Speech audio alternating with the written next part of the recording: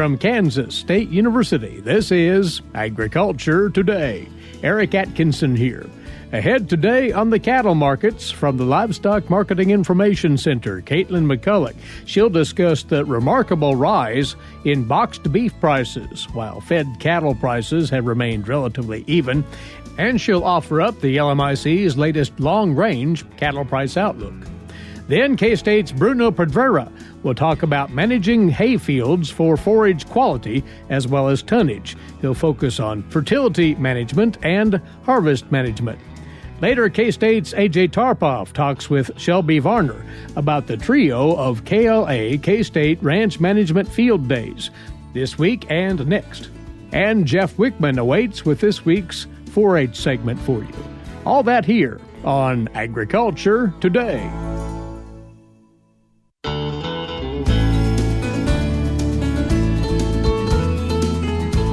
Good to have you along again for another Agriculture Today. An intriguing week it's been in the cattle markets this past week for an express reason, which we'll get into today. Joining us for this week's cattle market segment is Katelyn McCullock, the director of the Livestock Marketing Information Center out in Denver, which is a project, of course, supported by K-State and numerous other land-grant universities. We could talk about another steady week in the cash-fed trade, limited sales there, Katelyn. But the real headliner here was what was going on in the boxed beef market. Astounding bids, and surprisingly so. The boxed beef market has just picked back up steam. If you look at the daily trades last week, we started on Monday below $300, 100-weight on the choice, and climbed all the way up to $324 by Friday. This market has been exceptionally strong, even in a period of time where we would have said should have seen stronger declines than it did so far this year. And that's been something that we've been frankly surprised by. This period in time, we expected the cutout to fall closer down to that $250, $260 range for choice. But we've picked back up several dollars, tens of dollars at this point from the lows seen earlier this month and at the end of July. And so it's been somewhat surprising to see that. Now, we're hearing reports that could be somewhat just how retailers and wholesalers are having to purchase meat. Maybe there's a little less pre-planning going on than there has been just because of the uncertainty in that demand complex still here in 3 quarters through 2021. And I would still attribute a lot of that to post-pandemic ripple effects that are difficult to pinpoint at any one given time. We are seeing quite a bit of negotiated trade at this point on the wholesale meat side, and I think some of that is buyers getting caught a little short. Maybe they're heading into Labor Day. We would expect those Labor Day sales, though, to be pretty much wrapped up so that they can be on the shelves for that holiday weekend. On the fed cattle side, you're right, Eric. It's been a little quiet in terms of maybe the volume of trade. We ended the week last week of about 124 on a weekly accumulated basis. We're sitting just below last week. So what the daily 5 area is showing is that we averaged the week at 122.84 compared to 123.69 the prior week. And so rather stable price there. Still, again, very strong price for what you would consider this quarter and quite a bit above where maybe we were projecting a couple weeks ago. Some might think, though, Katelyn, that packers might want to be more aggressive in that cash-fed trade, given how well boxed beef is doing now and the packer margins being realized. I think that's been a little bit of a difference this year compared to maybe past years, is that with the capacity constraints due to labor and the differences in how meat has been marketed this year, that those haven't necessarily tied quite as closely together as maybe they have in previous years. And although the packer margin is relatively wide still, some of those influences aren't going to necessarily mean you're able to slaughter more cattle. I think labor is still a pretty big deal in these slaughter plants. And with the resurgence of COVID-19 and the Delta variant and other variants sort of starting to hit areas of the country, you have to wonder if we're in for some further disruptions, although I definitely don't think they'll be as bad as last year. There may still be some labor constraints on the horizon that we haven't experienced again yet. The USDA put forth its World Agricultural Supply and Demand estimates this past Thursday, and the onus, of course, each time out with these reports, particularly the August version, is on crop production. Was there anything on the livestock and specifically the cattle side of that report that caught your attention, Katelyn? Well, the WASDE increased live steer price on an annual basis, both in 2021 as well as 2022.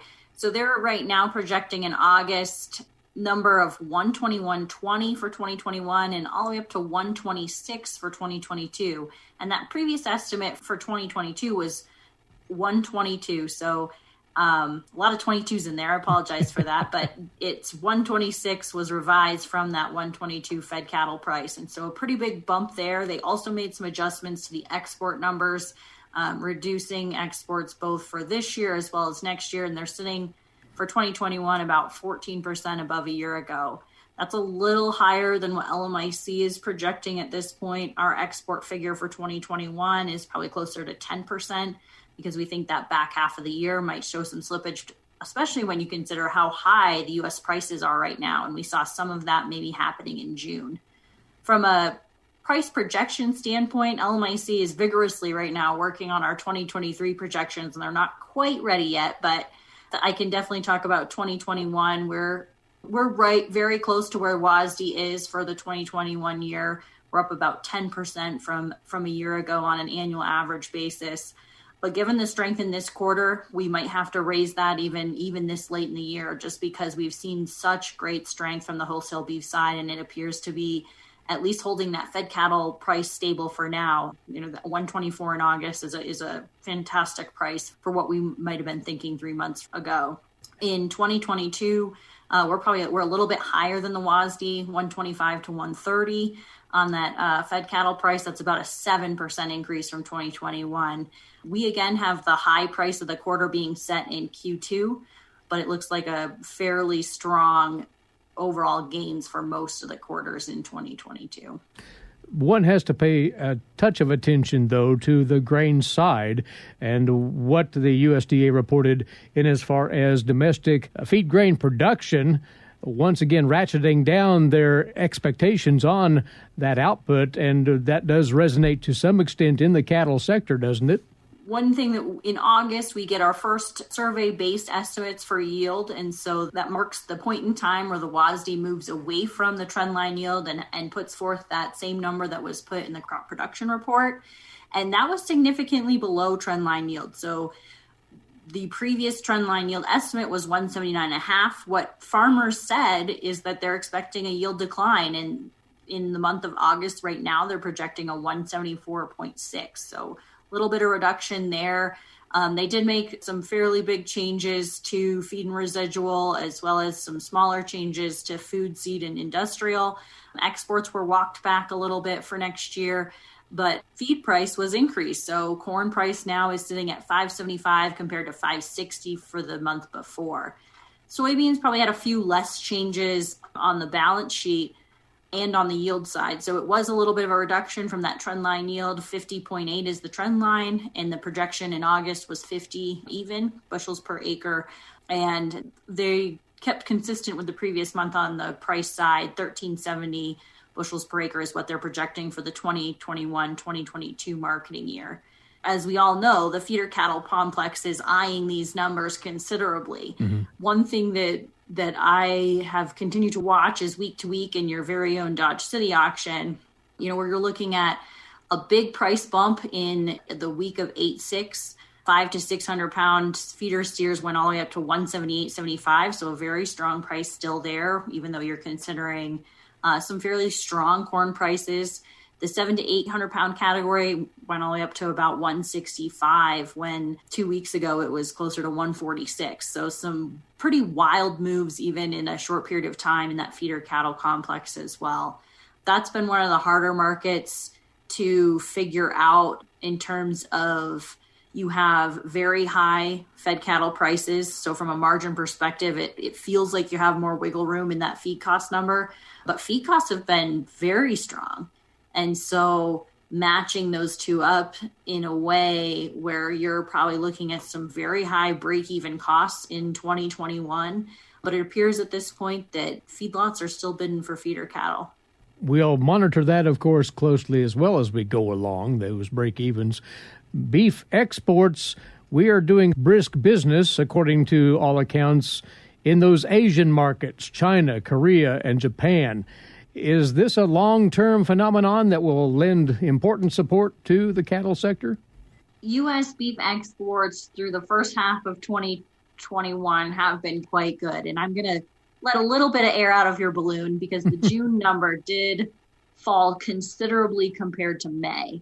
I am associating some of that, at least, with those high U.S. prices. So on a year-to-date standpoint, the news is all good, right? It's 21% higher on the first half of the year than it was in the first half of the year in 2020.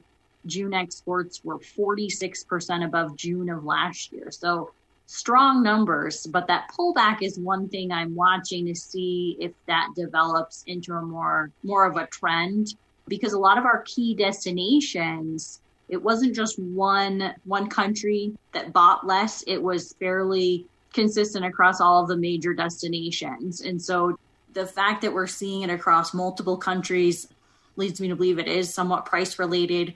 But as we look towards the rest of the year, we're seeing surging cases around the world, lockdowns potentially being implemented in other countries.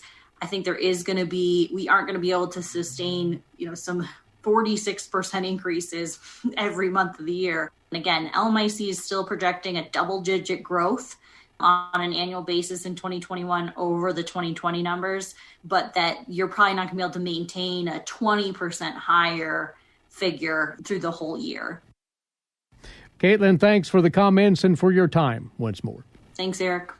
Katelyn McCullock, the director of the Livestock Marketing Information Center, and providing this week's look at the cattle market trends on Agriculture Today.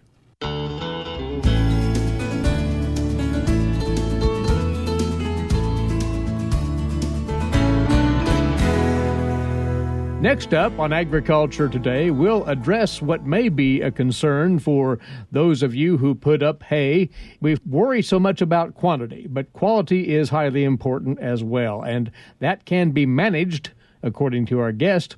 He is recently appointed to K-State's Southeast Research and Extension Center at Parsons, and he spoke on this topic of strategies to increase yield and forage quality from hay fields at a recent K-State Field Day.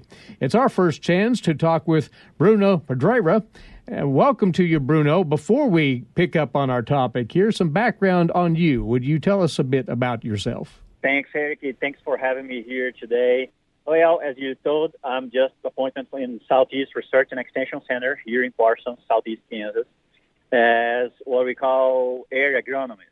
And as you can realize at this point with my accent, I'm from Brazil, and my background, I am an agronomist with my master and PhD in animal science and forage. So I've been working in Kansas for almost 4 months right now, and hopefully I can help you guys in the next few years.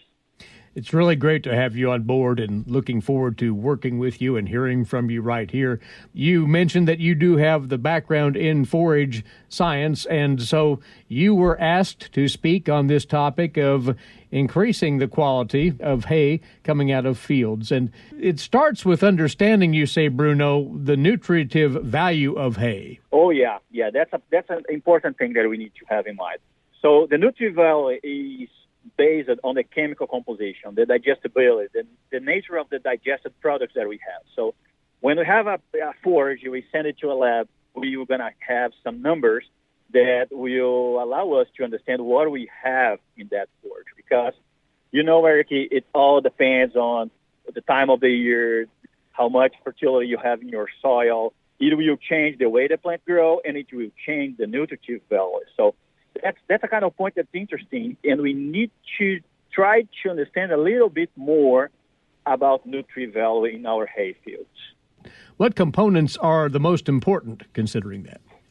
Okay, let's start with that. I would like to say that forage has the most variable composition of any feedstuff we have. So it all depends. And I would like to address it using at least 3 main points, okay? First of all, we need to understand about weather, about maturity, and genotype. three topics that we can control. We can divide it in things that we can control and things that we cannot control. And in these three things, we have absolutely no control. So whether it's what we have, the more we have rain, temperatures, and day length, forage will grow faster, and grow will drive maturity. A forage that grow more will give us higher yields, but at the same point, we reduce our nutritive value because we're going to reach maturity earlier. And it also depends on the genotype. Are we talking about fescue, alfalfa? What are the genotypes we are talking about? Because for each of these forages, the way they grow is a little bit different, and the time they need to reach maturity is a little bit different. So these are factors that you have in your pastures that we need to consider when we are talking about how we're going to affect yield and quality in our hay fields. But you add, as you mentioned in your presentation on this topic, that there are management steps beyond these three factors that the producer does have control over. And the primary one would be fertility management, you say. Oh, yeah. We have fertility and harvest management. So those are two factors that we can do a lot on that. And starting with fertility, as you mentioned, we need to have in mind that we're fertilizing plants, not soils, because we are fertilizing plants to obtain a desired plant response. We are looking for a kind of goal to get a kind of plant that will give us the amount of hay we want with the quality we need. It's important to mention that fertilization depends upon soil characteristics, the forage species again, and the objective and the needs of the production systems. Mm-hmm. So we should start with soil sampling. That's very important, and we need to do a little bit more than I have seen around here, Mm-hmm. I know that's hard to do, but we need to dig some holes and get some soil, send it to the lab, and based on that, we're going to be able to identify what you have in your soil, what the plants have available at this point, and what we need to supplement to get these yields and the quality that we are looking for. When one samples then for fertility in a hay field, what are the most important pieces of information that lab test will tell the producer?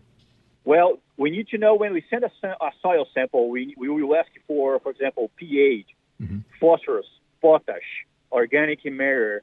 At some point, we need to know the characteristics as well. What you have there in terms of clay or sand. Is it a sandy soil? Is it a clay soil? So all of these informations will help us to driving a really nice fertility product. And also, Eric, when you are in a field taking these soil samples, you need to have in mind that you need to cover all the area. When you are in your hay field, keep in mind that you need to represent all the area. Take a bunch of holes spread in a field, Take at least 15 or 20 holes, mix all of it, and send a portion of it to the lab. So we're going to have a better fertility view of the hay field.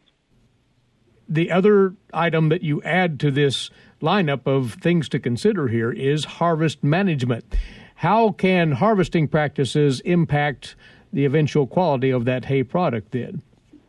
Okay, so when we are deciding when we're going to harvest, we should have in mind that, as the plant is getting mature, as we are allowing long periods to harvest, we end up with a forage that has more stem rather than leaf, that has more fiber rather than crude protein or digestibility, for example, and lower mineral contents. So with that in mind, you can imagine that if you are in a field with a really old forage, you see seed heads, you see much more dead material than when we are in a more younger field, no maturity field. Having that in mind, you try to understand that, for example, we got here in southeast Kansas, we have two fields being harvested, both with Bermuda grass and crabgrass. When we allow it to grow, what we call free growth, during most of the growth season, and for example, in the Bermuda grass, we went last year from April to October without harvest heat, we had really low numbers of crude protein, for example. Mm-hmm. The same happened with the crabgrass that we harvest first time in June and the second time in October. So we end up, for example, with less yield and lower crude protein. But the fields we add some nitrogen and we harvested twice, for example, for crabgrass and 3 times for Bermuda grass, we were able to change, for example, the crude protein from 7.6 to 8.3%, just adding more harvestings at this point in a Bermuda grass field. What does happen when we do it? If we harvest 2-3 times the Bermuda field, for example, you allow the plants to regrow. So we're going to have new tillers, and we will end up with a better hay quality. And if you do it 2-3 times during the growth season, the amount of hay that you will harvest from that field does not change, and sometimes it increases, but the quality for sure will be better. Well, producers need to perhaps step up their management to achieve that higher quality as well as quantity and try to find that balance between the two. That really is the overriding objective here, Bruno, right? Oh, yeah. That's what we call the manager dilemma. we need to find a way to get the amount of forage that we need, but at some point we need to consider quality. And, you know, Eric, it also depends of the animals that you want to feed with this hay. Because if you were thinking about, lacting cow, for example, or animal with high animal requirements, if we harvest more during the growth season and we add some nitrogen on that, we have numbers, for example, from our Bermuda grass that we got something like 11-12% of crude protein. So that's a really good number, and we got really good yield in these fields as well. We are talking about numbers higher than 5,000 pounds per acre, 6,000 pounds per acre. So that's really great numbers in terms of yield and quality. We need to, find a way to do all of it and manage a little bit different to get there. And we appreciate you sharing a few thoughts on accomplishing that very thing. Bruno, it's going to be a pleasure working with you in the future, and we appreciate you joining us right here. Many thanks to you. Thanks so much, Eric. He's Bruno Pedreira, and he is the newly appointed Research and Extension Area Agronomist for K-State in southeast Kansas, talking about the strategies for increasing yield and forage quality out of our hay production systems on this Agriculture Today. We'll return with more after this break. This is the K-State Radio Network.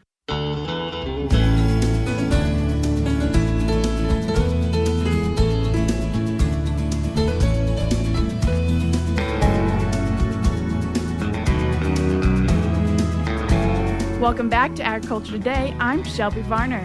The KLA K-State Ranch Management Field Days are getting started tomorrow. And in to share more information about these events approaching is K-State's beef veterinarian, AJ Tarpoff. Good morning, AJ. Morning. What are these events that are about to get started? The Ranch Management Field Days have been a really cooperative effort between the Kansas Livestock Association and Kansas State University. And this is really an opportunity to get ranchers together to have really cover educational topics so our ranchers stay up to date on key things that are going on in the industry, but also take home some really good tips on ranch management, grazing management, cattle health, you name it. And that's always the goal, is to get people together, get to visiting, sharing tips with each other, not just from the educational sessions, but also visiting with our neighbors. This first event is happening in Setanta, southwest Kansas, at Haskell-Finney County line. What topics are going to be covered there? Yeah, so the first one, that'll be the Deseret Ranch's Coon Ranch, and it's down in Setanta, and there should be a pretty good lineup. It's a very interesting place. It'll be good to have people visit there, but really restoring sand sage prairie, okay, some more prairie grass management in that area of the country, as well as a really good cattle outlook coming from Cattle Facts. Sounds like a great lineup. And then that upcoming Thursday, there's another one happening in Sterling, Kansas. So what topics are going to be covered there? The Sterling location on August 19th, actually I'll be speaking at the Roth Family Ranch and really going over bits and pieces on vaccination decisions for the cow-calf operation. Okay, so how do we vaccinate our cows? What are some decision tools that we have available? How do we increase that communication with the local veterinarian? And that's kind of what I'll be discussing on vaccines for the cow herd. But we'll also be talking a little bit more on rotational grazing. There's always topics about rotational grazing. How do you do it? How do you do it right? So we'll have a really good speaker in there to discuss some rotational grazing. And then finally, we'll actually have Jerry Bone, the president of NCBA, to visit with us and giving an update on issues that are facing our industry. So that should be really good to have Jerry on board there. Then a week from tomorrow, there's one final event that is happening in Eskridge, Kansas, in Wabaunsee County. And what does that day look like for producers? The final field day, it's August 24th, and it's at the Gun Barrel Ranch, managed by the Hoagland family. And first, we'll have K-State's Casey Olson talking about prescribed burning during the fall and growing season to control Sericea lespedeza. Following that, there'll be some opportunities to discuss growing wildlife habitat within ranching operations, as well as some external parasite management from another K-Stater, Cassandra Olds. And then finally, to wrap things up for the last field day, we'll have Jerry Bone at that location as well in Wabaunsee County. These are kind of a set schedule for each day, so when did the day get started? So all of the sessions begin at 3 o'clock, okay? So for more information, we have all of the flyers and all of the links available at ksubeef.org. In the upper right-hand corner, you'll be able to find all the flyers, you'll have contact information, and even directions to each location. A very important thing for producers, I've learned, is food. Is there a dinner that will be served at this event? There will be dinner that concludes at the end of the educational sessions, so there'll be plenty of time. There'll be a meal provided around 6:30, so the meetings go from 3 till 6:30, and that's when we have dinner. So it'll be a nice time to visit with each other and also have some good food and hopefully learn a thing or two. Do producers need to register for this event before coming? Just for the meal and making sure that we have a good tally, it's a good idea to go ahead and contact Kansas Livestock Association to pre-register. That information can be found at the bottom of the flyers. There's a phone number as well as an email for Wendy at KLA. Who do you recommend go to this event? I recommend every cattle operation manager, every employee, anybody that has interest in really growing and developing as a cattle industry to show up to these events. There's always good people to visit with, good people to network with, but also learn a tip or two to increase our cattle operation enterprises. Thank you, AJ, for coming in and talking about this event that is conducted by the Kansas Livestock Association and K-State Research and Extension. Thank you for having me on, and hopefully we see everybody in person out at the field days this year. With us today was K-State beef veterinarian AJ Tarpoff sharing about the upcoming ranch management field days. For more information, you can go to ksubeef.org and look under those upcoming events. For Agriculture Today, I'm Shelby Varner. All right, Shelby, many thanks. And to close out this segment, a couple of more calendar items to let you know about.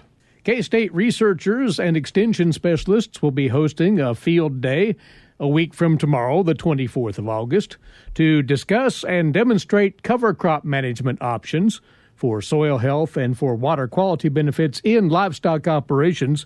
This will take place north and west of Marquette, not far from Canopolis Reservoir. The program will start at 9:30 in the morning a week from tomorrow, ending around 2 o'clock in the afternoon. It's free. Lunch will be provided. Those attending will hear about how K-State researchers, including Augustine Obour, whom we spoke with last week, have been evaluating cover crop management options in water-limited environments. Local producers and landowners and representatives from the Ellsworth County Conservation District will be joining K-State personnel to talk over those possibilities. As part of the program, there will be a water infiltration demonstration to illustrate the value of cover crops in a rotation. Again, a week from tomorrow, the 24th, from Canopolis Reservoir a mile south and 1 1/4 miles east. Look for the directional signs. It'll be easy to find. Contact the Ellsworth County Extension Office for more details. And it's not too late to register for the 2021 Risk and Profit Conference here on the K-State campus. It is set for later this week. hosted by, of course, the Agricultural Economics Department here at the university, Thursday and Friday. It gets rolling over the noon hour on Thursday, the 19th, with the invited speaker Matt Roberts discussing long-term grain prices and the effects of ethanol production on the market. Another featured part of the program that's set for Thursday evening, a conversation with a Kansas farmer. Southeast Kansas producers Joe and Dana Newland will be center stage there. They'll tell about their operation, how they've built it up and succeeded in their 47 years of farming. It's a chance for those attending to interact with them and talk about the keys to farming success and what's ahead for the farmer of tomorrow. Also highlighted K-State's Glenn Tonzer and Dan O'Brien with their full cattle and grain market outlooks, respectively. There will be no less than 19 breakout sessions that you can pick and choose from during the course of the conference. Again, they've assembled an excellent program there. Markets and Management, the keynote theme at the 2021 Risk and Profit Conference, starting Thursday midday, continuing through mid-Friday afternoon. For further details and to register, go to agmanager.info, agmanager.info. Jeff Wickman is in next with this week's 4-H segment. This is Agriculture Today.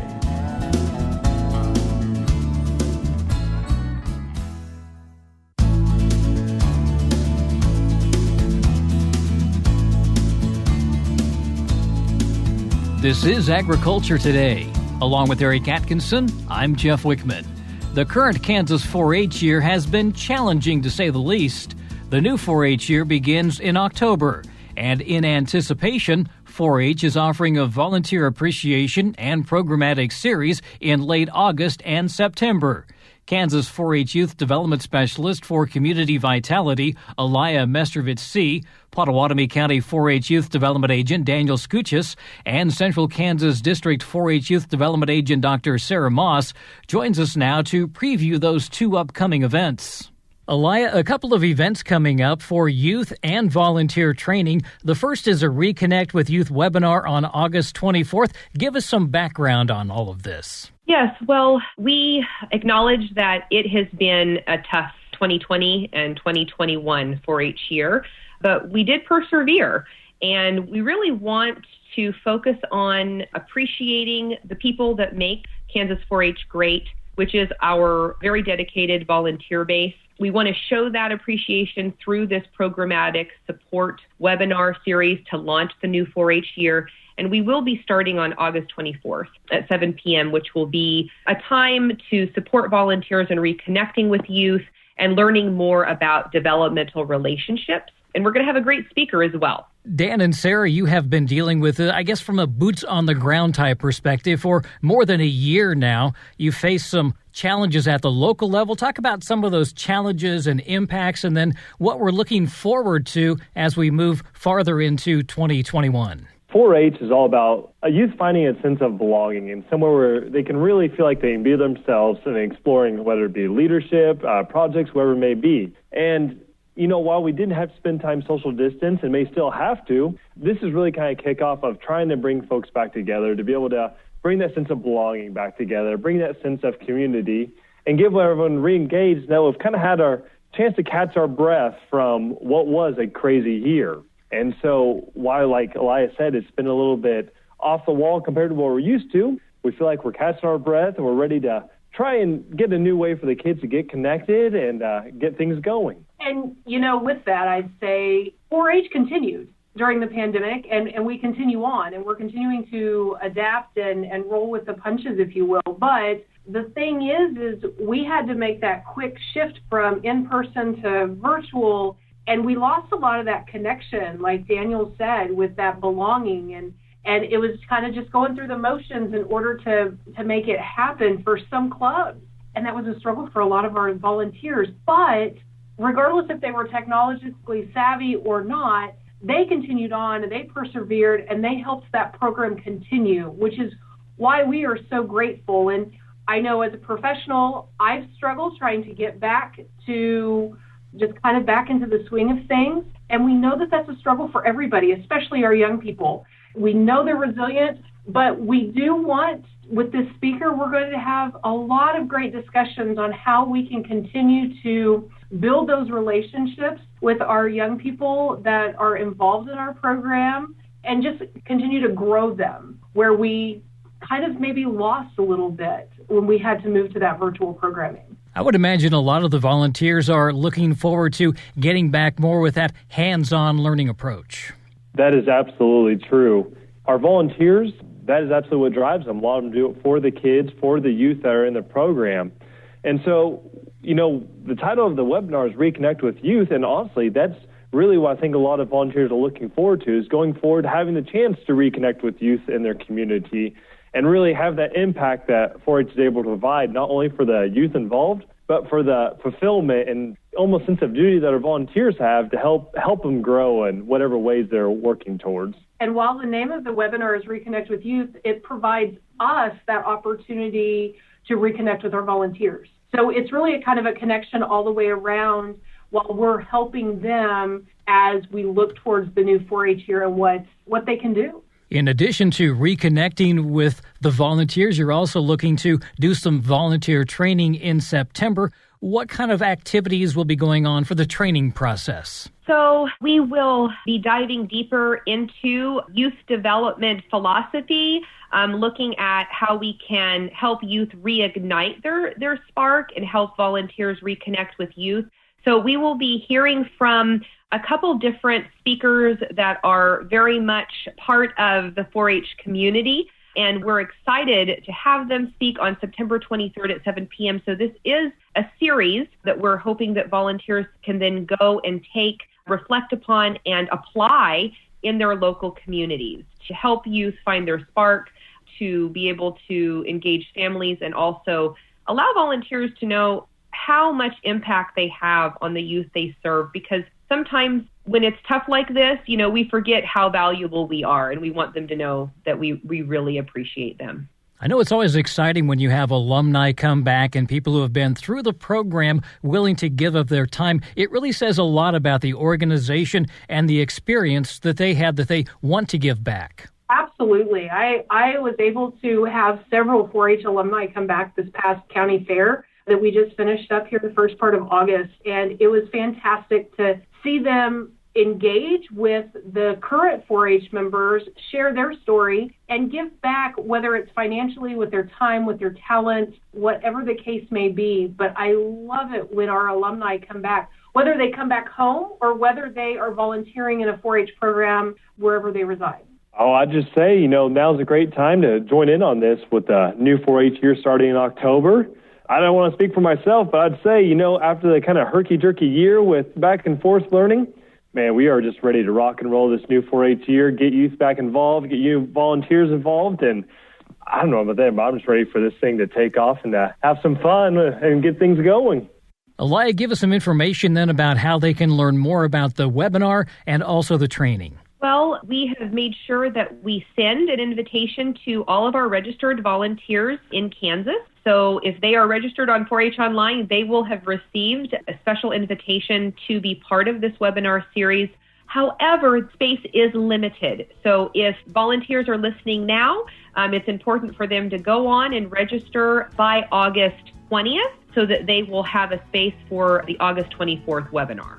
That's Kansas 4-H Youth Development Specialist for Community Vitality, Aliah Mestrovich Seay, Pottawatomie County 4-H Youth Development Agent Daniel Skucius, and Central Kansas District 4-H Youth Development Agent Dr. Sarah Maass.